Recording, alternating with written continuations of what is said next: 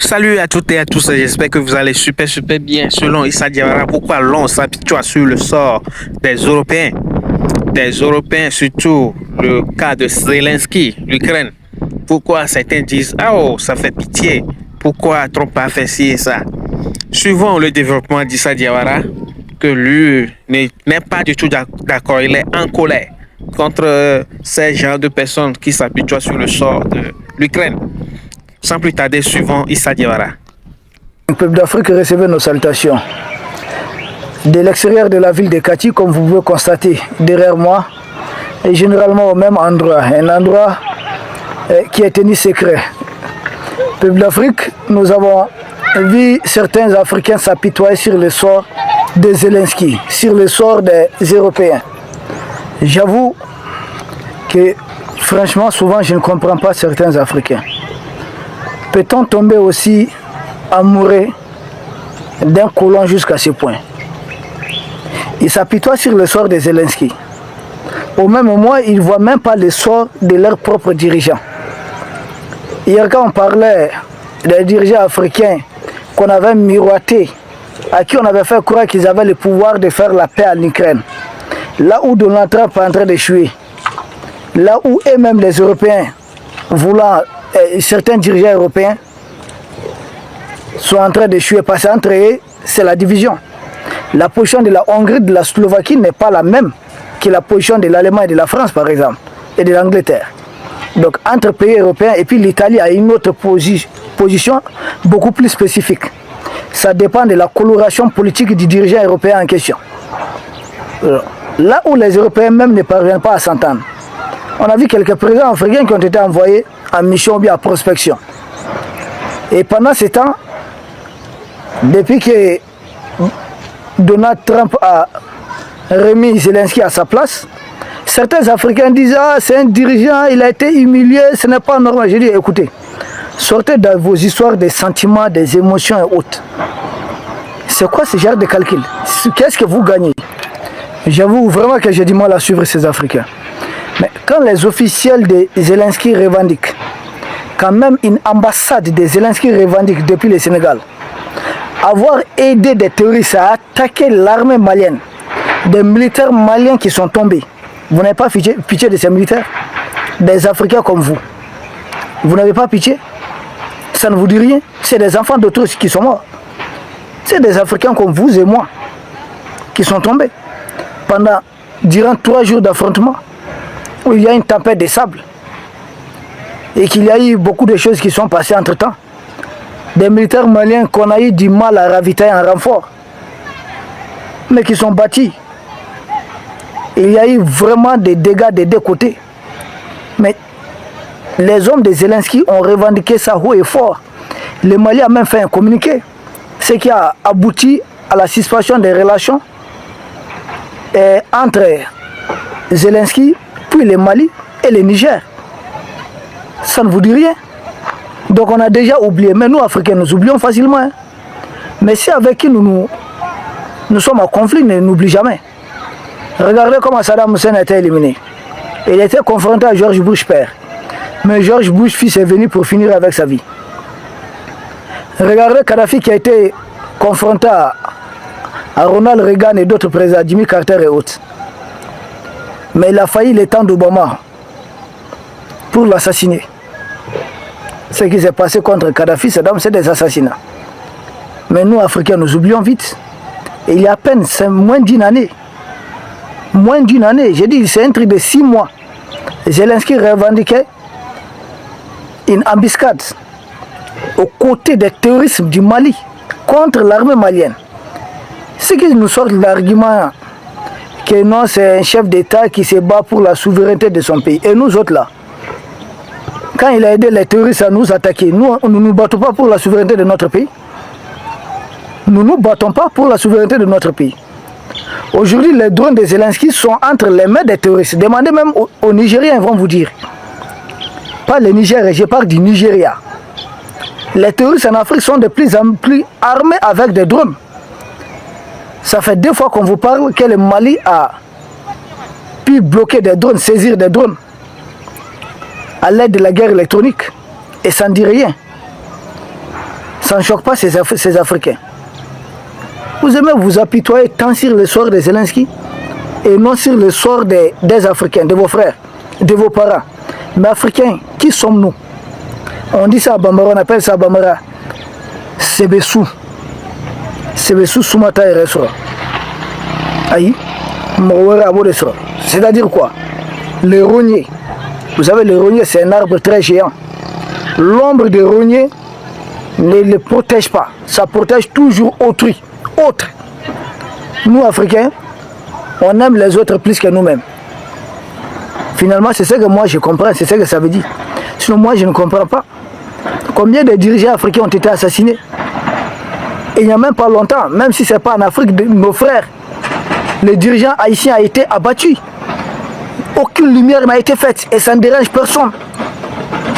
Ces gens qui sont en Haïti, là, leurs ancêtres, ils sont partis d'ici, ce sont nos parents. Le président Jovenel Moïse a été abattu. La capitale Port-au-Prince est contrôlée en grande partie par des gangs. Et ça ne vous dirait, c'est des terroristes. Et puis, il faut être ces trolls africains pour avoir aussi une mémoire aussi courte. Fin 1884, début 1885. Partage de l'Afrique. Sans aucun dirigeant africain. Ça ne choque personne. Si aujourd'hui Poutine et puis Trump se mettent ensemble pour se partager l'Ukraine, Macron est allé demander un pays, la part de l'Europe, et partage l'Ukraine sans les Ukrainiens. Et ça fait mal à certains Africains. Mais je dis, votre continent a été partagé. Regardez le Niger et le Nigeria. De part et d'autre des frontières, vous avez des Haoussa. Mais qui a mis une frontière? Historiquement, le peuple Haoussa, la communauté Haoussa a toujours appartenu à un seul pays. Jusqu'à ce que les colons les divisent avec une règle. Ou je passe avec l'équerre ou quoi même. Ça ne dérange personne. Au Mali, Guinée, de part et d'autre des frontières, vous avez des Malinqués ou des Peuls. Qui a divisé ces peuples? Moi, je suis Soniké. De part et d'autre, Mali, Mauritanie, Sénégal, puis Gambie même, de l'autre côté, vous avez des Soniké. Qu'avons-nous faire pour nous retrouver dans quatre pays différents? Historiquement, c'est le même pays. Et ça ne choque pas ces Africains. Il y a tellement des exemples qu'on peut donner à longueur de journée. Vous-même, vous pouvez nous aider avec des exemples. Vous qui connaissez aussi l'Afrique profonde. Vous avez les mêmes peuples de part et d'autre des frontières. Mais qui a tracé ces frontières? Les Baoulés avec les Ghana et la Côte d'Ivoire. Les guerriers avec la Côte d'Ivoire, les Libéria. Mais ça ne dérange pas ces Africains. Bizarrement, ça ne les dérange pas. Peuple d'Afrique. Au-delà de tout ceci, quittons même les années 1800. La conférence de Kléber, ça ne dit rien aux Africains? La conférence de Kléber, quand ils ont voulu imposer une paix au président Laurent Gbagbo, après l'échec de Marcoussi, vous savez que le président Gbagbo allait loin pour obtenir la paix. Il a tout fait. Même s'il fallait payer les Français. Vous ne vous êtes pas apitoyé du sort du président Gbagbo. Sa famille a été détruite. Aujourd'hui, il n'est pas avec Mama Simon. Tout ça à cause de cette guerre que les colons ont imposée. Au moins, Zelensky, il vit avec sa famille. Et le sort du président Gbagbo ne vous apitoie pas du tout. C'est le sort de Zelensky. C'est ça qui vous humilie. Le président Gbagbo bombardé dans son palais. Au moins, si Zelensky, son palais n'a jamais été bombardé. Et vous ne vous apitoyez pas sur le sort du président Gbagbo. Zelensky, au moins, il a encore des maîtres qui disent les soutenir. Malgré la position américaine. Le président Gbagbo, il a été soutenu par qui finalement? Mais attendez, nous autres Africains sommes... Pourquoi nous oublions si facilement? Ou bien nous pouvons être méchants jusqu'à un tel point. Le président Gbagbo, il s'est retrouvé à la CPI. Au moins Zelensky, c'est lui contre qui il se bat. Le président Poutine, lui au moins, il a un mandat de la CPI. Au moins, j'ai dit un mandat. Symbolique soit-il. Mais le président Gbagbo, c'est lui-même qui s'est retrouvé à la CPI. Il a fait combien des années? Aujourd'hui, il se retrouve privé du droit d'être sur la liste électorale. Ça ne choque aucun Africain. Et nos autres présidents, quel a été leur sort? Vous voulez qu'on cite la liste de tous ces présidents assassinés ou évincés? Zelensky, au moins, s'il a des maîtres qui disent défendre, chercher la sécurité, une garantie pour la sécurité de l'Ukraine. Nous autres, ça fait combien de temps nous cherchons la sécurité, une garantie de sécurité? Pendant qu'ils étaient là, ils nous disaient de signer des accords avec des touristes. Nous ne faisons pas pitié. Depuis, vous allez dire, ah, maintenant vous avez payé des coups d'État, mais Ibeka était là, il a été élu, non? Vous n'avez pas eu pitié de nous. Quand il y avait Ogosagou, des villages brûlés, des attaques de Mondoro, de Boulkessi, les massacres dans les Rousse, tout ça, ça ne dit rien à personne. Des bébés brûlés vifs au dos de leur maman. Tout ça, là, ça n'a dérangé personne. Mais c'est vraiment étonnant, c'est surprenant. Donc, lors de la conférence de Kléber, en France, oui, la conférence de Kléber, comme vous le savez, on a voulu imposer la paix au président Laurent Gbagbo à la Côte d'Ivoire. Mais quelle paix?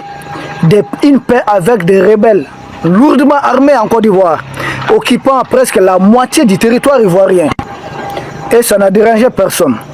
Les mêmes pays aujourd'hui qui demandent une garantie de sécurité pour l'Ukraine. La France elle-même, c'est elle qui a reçu cette conférence de Kléber.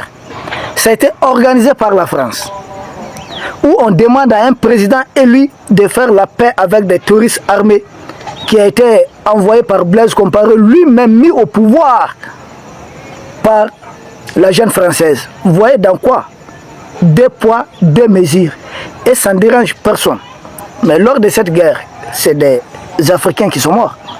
Et lors de toutes ces guerres, que ce soit l'attaque contre le Mali en 63, les différentes guerres en Afrique, c'est des Africains qui meurent.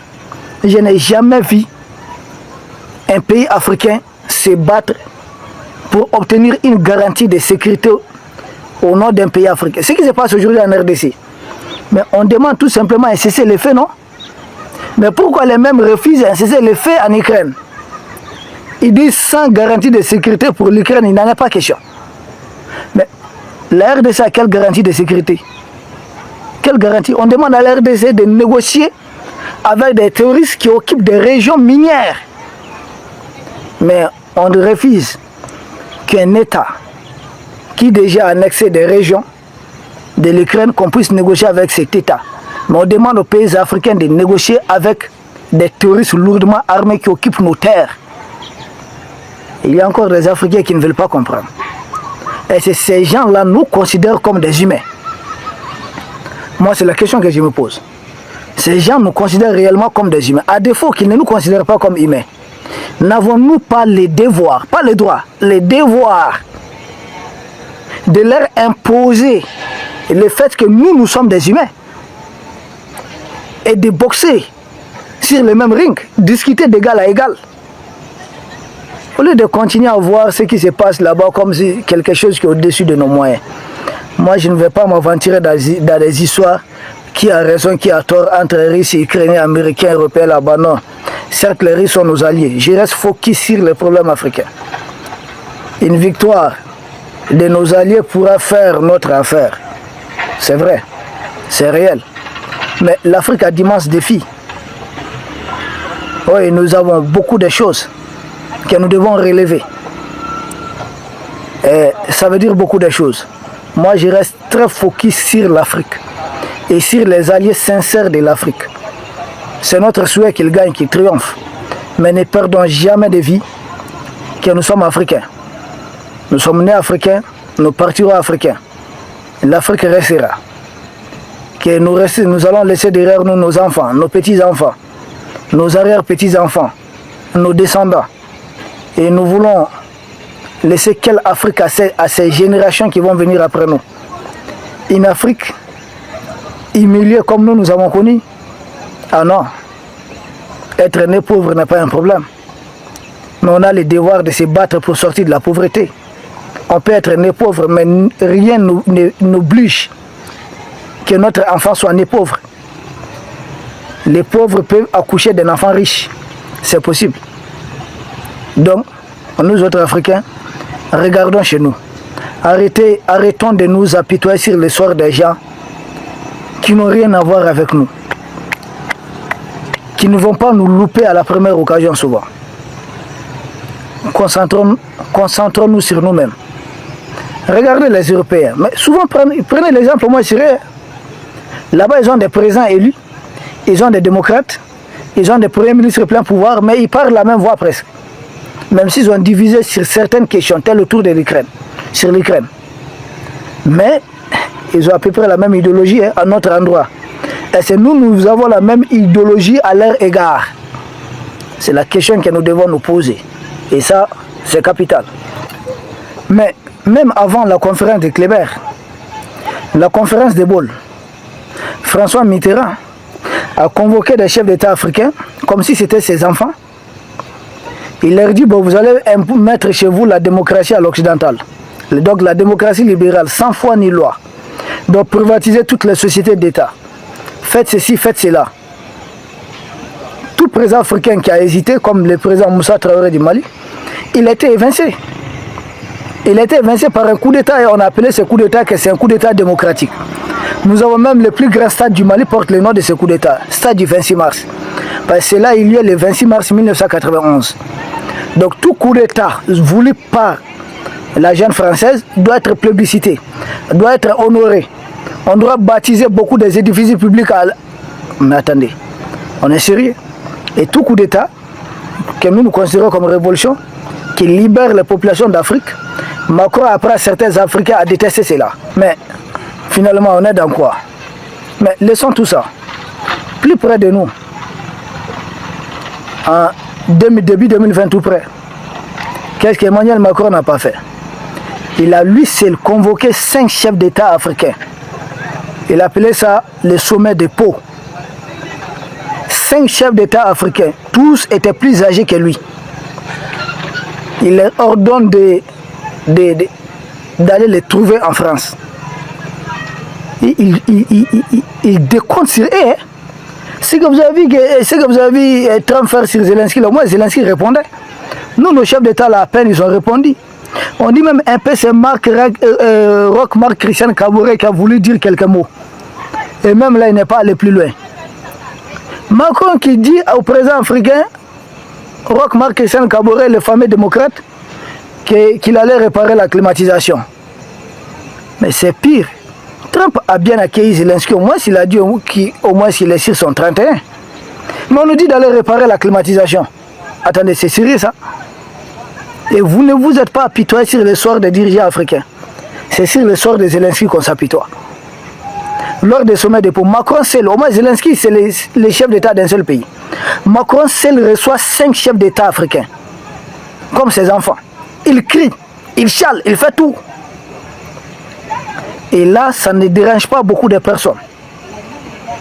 Ces chefs d'État africains sont allés écouter, ils sont revenus et puis ils ont obéi. Dans notre histoire de G5 Sahel, là, une force qui ne combat jamais les terroristes. Et Macron a donné l'ordre à ces chefs d'État africains de faire taire leur population. Ce n'est pas ce que Trump a demandé à Zelensky. Mais c'est sur le sort de Zelensky qu'on s'apitoie. Mais finalement, nous, Africains, là, que voulons-nous? Où voulons-nous aller? Avec qui? Et comment atteindre nos objectifs?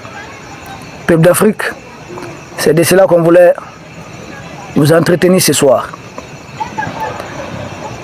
Sans doute, demain, nous serons là pour un autre numéro. Nous vous remercions. Chaque jour est une chance. Portez-vous bien. Donc, au lieu de s'apitoyer sur le sort de Zelensky, nous devons regarder du côté de l'Afrique.